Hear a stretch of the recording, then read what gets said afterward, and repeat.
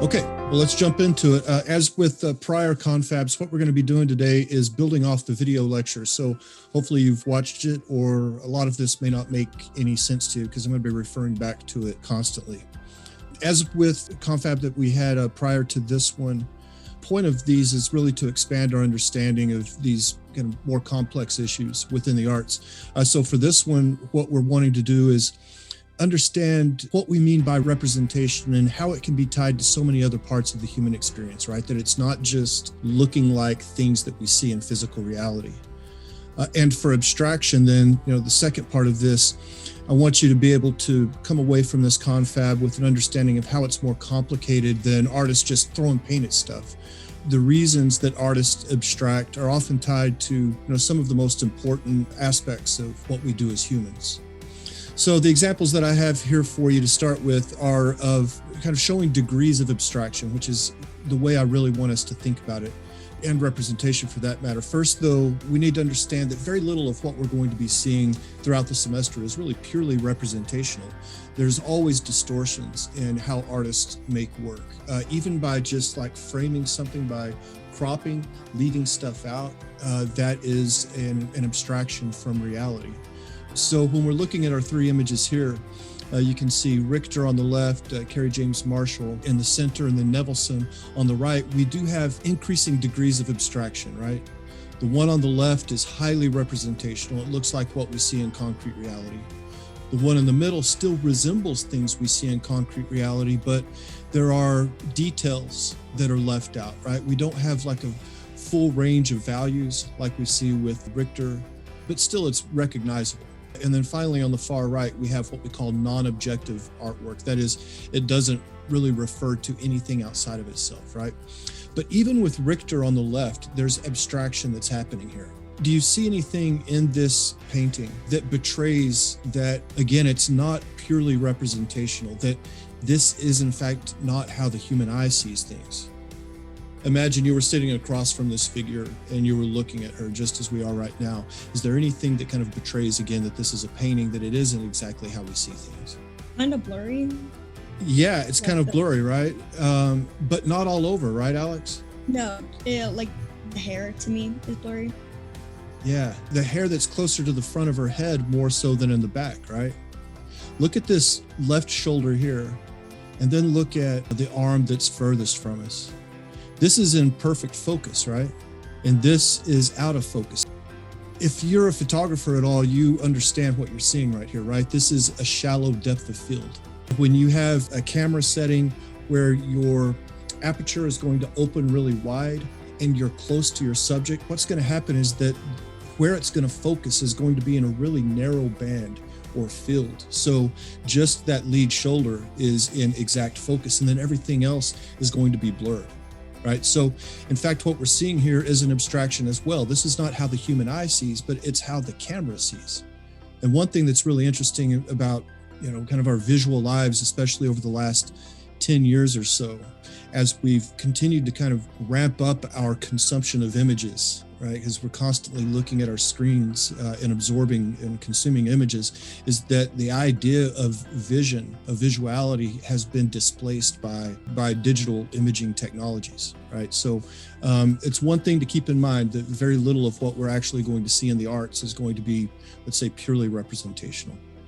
Two things are important as we start this then. One, as you learned from the video lecture, there's many synonyms for representation and abstraction, and we went through several of them, right? Here I'm using objective and non-objective, which are more precise terms to describe these things.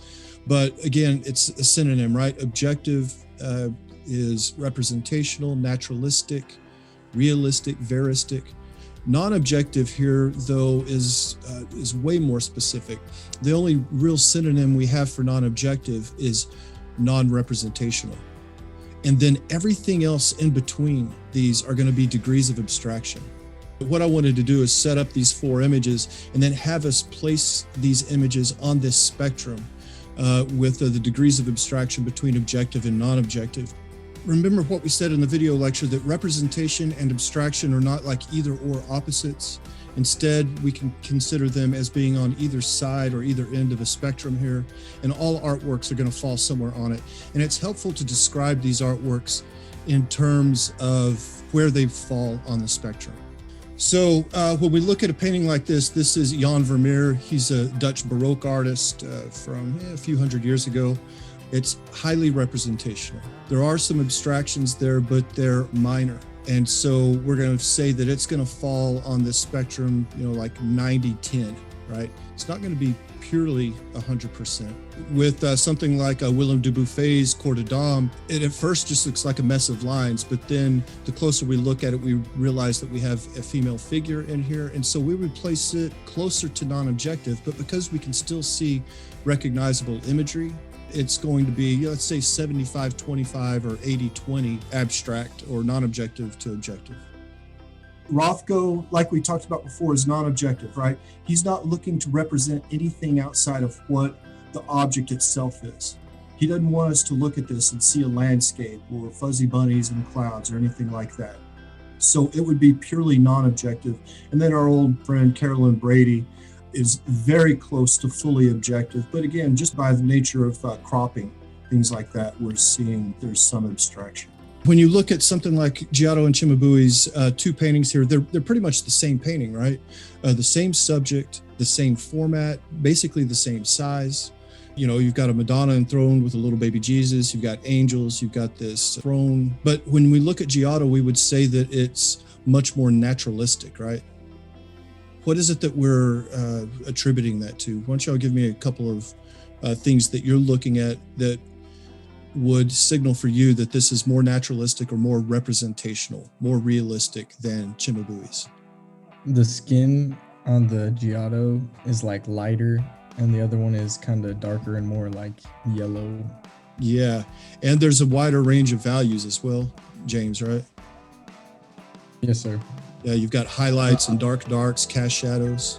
Okay, what else? I would also say that I don't know, in Giotto's, it kind of looks like she's sitting on a throne with people around her, right? But in the other one, it's like I don't know what that is. There's people under it, and there's I don't know. It just looks, and the angels kind of look like they're kind of far away from the chair. I don't know. No, that's good, Amika. It's well, for one thing, the throne, this is believable architectural space, right? We can see a step up here, and it's like she's kind of contained within this architectural element, whereas over here it's kind of schematized. Like you were talking about the angels as well. You see the overlap in the angels, where they look like they're standing together on a ground plane. Now it's a tilted ground plane, but because there's overlap there, it looks realistic. As opposed to over here, this is called, you don't need to remember this, but it's called stacked perspective, where it looks like Cimabue, they're like collaged elements, where they just cut them out and then stuck them on, and they're not in any kind of believable space, right? Mm-hmm. How about one more thing that is more representational in Giotto than Cimabue? Yeah, I like how it's more bright, and so you can see the texture more in the right one. Yeah, there's realistic textural development, right? If you look at the fabrics in here, they really look like what we would see if this figure was sitting across from us, as opposed to, again, over here, it looks like folds in fabric, right? And it looks like fabric, but it's more like the idea of it as opposed to what it actually looks like. Another thing we could point to is the proportions of little baby Jesus. Right? Look at the head compared to the rest of the body here. It's very small. It's still pretty small here, but it's getting closer. It's funny that through the late Middle Ages and into the early Renaissance, artists had a hard time painting babies and getting the proportions right, because they didn't fully understand that babies have different proportions than adults. And it's why so many of these little baby Jesus end up looking like angry middle-aged men. Relative to what we talked about with Leonardo and Masaccio, would we say that Giotto has just surpassed his master, that he's a better painter, some 15, 20 years after Cimabue did his? Maybe that's the case, but like with Leonardo and Masaccio, there was a profound difference in the kind of world that these guys lived in that enabled Giotto to paint in a more naturalistic way. Well, about 10 years before this, in 1300, he went to Padua, which is in the far northeast corner of Italy. And he was working on a series of commissions there that ended up being the Arena Chapel, which is one of the most beautiful, like, painted programs in all of human history. And we'll look at it a little bit later in the semester. When he was in Padua, he was hanging out at the second oldest university in Italy. It had been founded in the 1220s.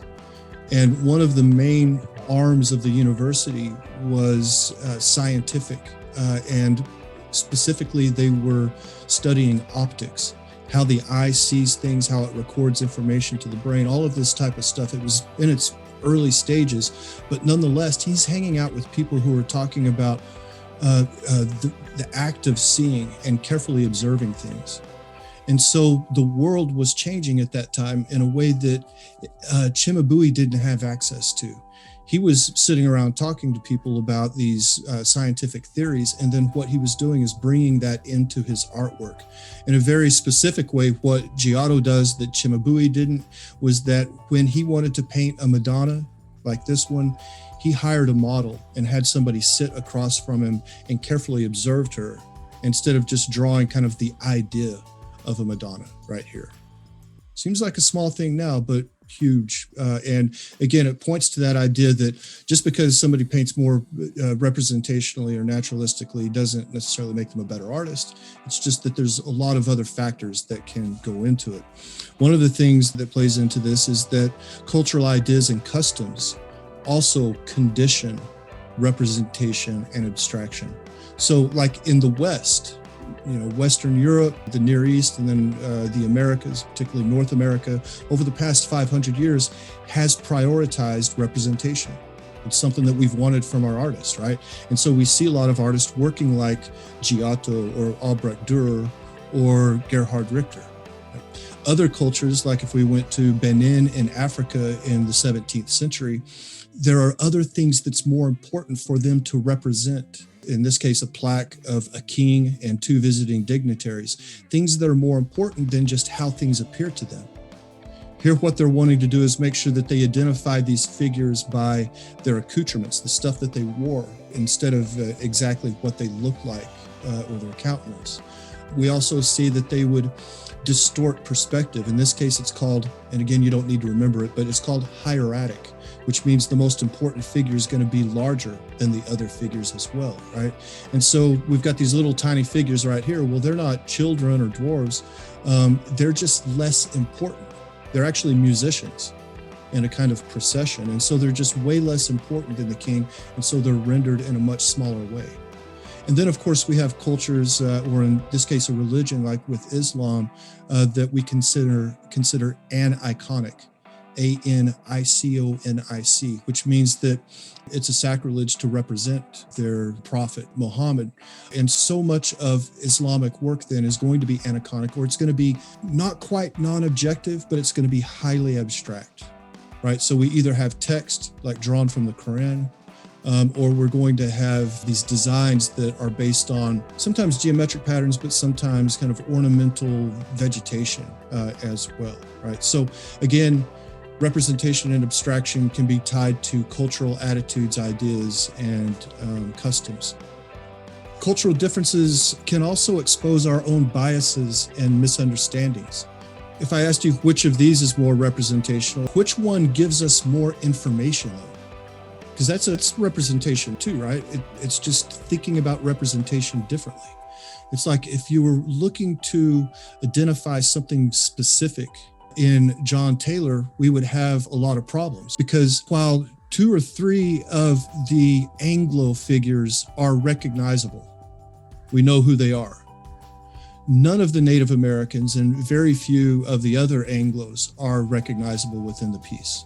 While this looks like a tree and a stand of cottonwoods, it doesn't place us anywhere specific. That could be any of a million different places in the American West. We don't know exactly where they're at. Now, if we look at Hallingwolf's depiction, again, it is much less representational, but it contains more information. You can see this is a confluence of two rivers that places it very specifically, geographically, at the exact location that this treaty signing occurred at. We also can see individual Native Americans and their lodges, or the teepees, with very specific markings on their clothing and then also on the teepees themselves. And this identified specific families and specific people that were actually attending this treaty here. So again, our biases and misunderstandings about things like this can be exposed by cultural differences between representation and information in this case. So in the video lecture, I gave you several slides that were termed like justifications for abstraction. Now, the thing about this is I'm not going to go through all of these here. I just wanted to collect them from the video lecture so that you can see them all in one place, all the motivations that we have for abstraction, which should in no way be taken as an exhaustive list. This is just a few examples of why we might abstract, right, from what we see in physical reality. Now, I wanted to show you this as well because there will also be a question on the confab about this, where I'll ask you to identify some of the justifications for abstraction.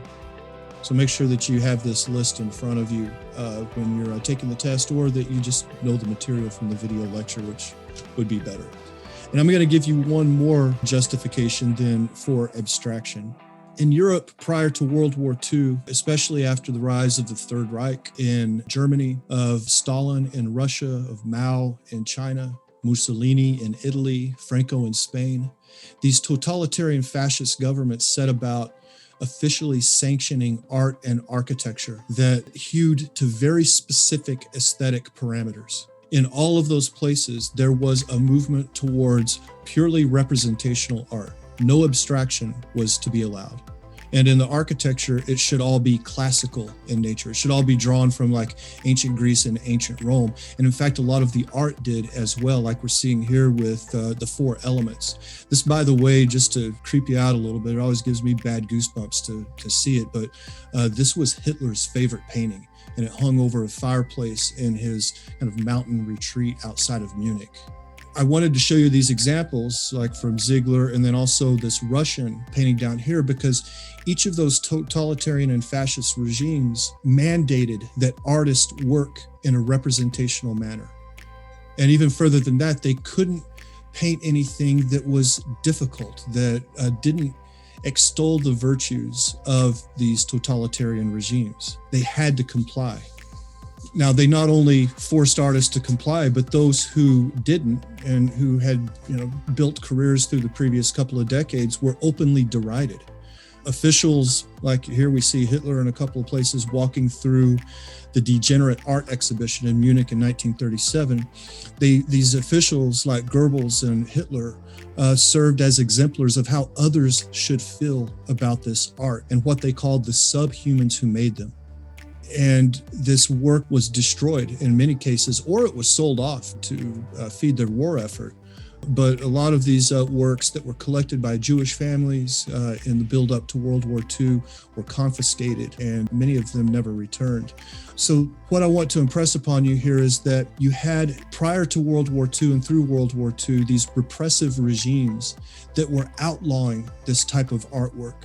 Anything that was abstracted, anything that was weird was left out. And the artists themselves, if they were lucky, they would escape from Russia, from Germany. Most of them initially to Paris or to London, and then a lot of them eventually ended up in the United States. But for those who weren't that lucky, if they didn't comply, they would be jailed, or worse. This is the type of work that was being derided. This is what they were against. Artworks that showed the difficult aspects of life or other aspects of the human experience. They didn't accept it as well because they saw it as foreign, as not pure or Aryan. And if for no other reason than this, I think it's a good reason to support abstract artists, right? Just because, fascists despise it. Ultimately, though, the thing that's important here for us is that after World War II, it's that position of those totalitarian regimes that led to post-World War II abstraction. to things like Jackson Pollock and Willem de Kooning's abstractions that we're seeing here. The artists after World War II, really throughout the Western world, wanted to avoid any artwork that could be seen as propaganda, that could be used by totalitarian governments to push their ideologies. And so artists were very self-consciously steering away from anything that resembled what we see in concrete reality because they didn't want to be associated with what had gone on prior to and then during World War II. Right. So if we're looking for anyone or anything to blame for this type of abstract art, which presumably we still maybe don't like, we can blame World War II. We can blame totalitarian fascist regimes like under Hitler, Mussolini, Stalin, so forth. And then also, like we saw in the video lecture, we can blame the invention of photography as well, right? Or the widespread availability of ukiyo-e prints, from Japan in the mid-19th century. There's all of these kinds of catalysts for the development of abstract art. And the main thing that I wanted to impress upon you with this confab is that there are a lot of reasons why artists do this. And it's not, again, as I led with, just artists slinging paint, at canvas like we have with Jackson Pollock, but rather there are very important reasons why they're drawn or pushed towards this type of art. Okay, so to end with then today, we come back to a familiar question that we started this semester with. Tell me, which of these works is more visually compelling to you? William Bouguereau's Nymphs and Satyr or Utamaro's Kushi? After we've done this work over the first month of the semester or so to talk about all these different kinds of qualities that we have with representation and abstraction, why artists may work in a certain way as opposed to another, that we've started to break down these preconceptions that we had about what art should be, right? That we've started to break down this idea that it has to be purely representational, or even the idea that an artist who paints in a way like this is more talented, is more capable than an artist who makes prints like this, right? So when we look at Utamaro, we see it's a woodblock print, and we know that that medium disallows the artist from working in a highly representational manner, right? It's just impossible with that particular medium. Even if he wanted to do something like this, you can't do it. And of course, we know now that oil on canvas or oil paint, it dries really slowly. So it's much easier to do something like this because of oil paint, right? So hopefully what we've been able to do is, again, complicate these two concepts to show that when we talk about representational art, it's not just one thing, and that any art that mirrors what we see in concrete reality can be called representational, but rather there are all kinds of cultural conditions tied to different types of representation. For instance, with these two images, at first glance, Bouguereau's Nymphs and Satyrs, of course, appears to be more naturalistic because it does more accurately reflect what we see, at least stylistically. But if we look closely at the subjects of these two works, will y'all tell me, how many of you have ever seen something like we're seeing in Bouguereau's painting? I mean, yeah, it's a regular Friday night for me, but no, none of us have ever seen anything like this, right? It's fantastical, it's mythological. But if we look at Utamaro's Kushi, on the other hand, what we have is an everyday scene from 18th century Edo, Japan. A woman simply at her leisure, grooming herself and stopping to kind of goof around for a little bit, right? Something that any of us could do or see at any time. So when we're talking about concepts like representation and abstraction, they aren't as straightforward as they may first appear.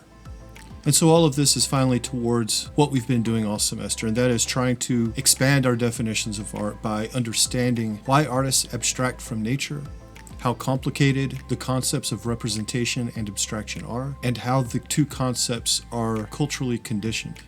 That is, that we come into a class like this appreciating Bouguereau more than Utamaro because it's what we've learned to like, or at least we've not been given the chance to learn why there's as much value in what Utamaro is doing here as in Bouguereau. And this will lead us perfectly into our next confab then over art's value, or probably a better way of saying it, the many different ways in which we value art.